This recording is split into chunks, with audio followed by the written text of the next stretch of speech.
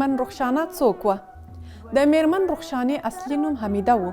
د جنرال اصیل خان وزیري لور وه چې پلار یې د افغانستان د ازادۍ د جګړو له اتلانو څخه و. پلار یې د پکتیکا ولایت د برمل ولسوالۍ و. مور یې بیبي خدیجه طرزی نومېده. دا د افغانستان د معارف د استادانو وه او د نجونو ښوونکې وه. د مور یې هارمونیه زده وه چې له همدې کبله میرمن رخشانه هم موسیقۍ ته وهڅېده. میرمن رخشانه د لومړنیو ښځینه هنرمندانو څخه ده چې د نورو ښځو لپاره یې د موسیقۍ په ډګر کې لاره پرانیستې.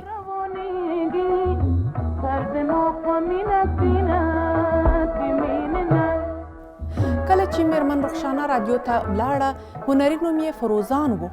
د رادیو د هغه وخت رئیس استاد عبدالرؤف بینوا دې ته د میرمن رخشانې نوم انتخاب کړ.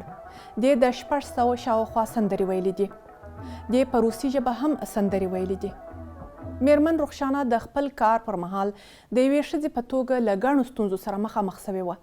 دا د 1950 کال د ثور له 9 نیټې وروسته امریکا ته کډواله سوه.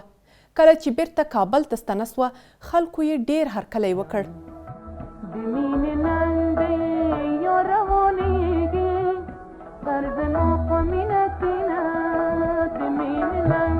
کله چې دا سندره میرمن رخشانې وویله، دا سندره د ټول هیواد پر کچه مشهوره سوه.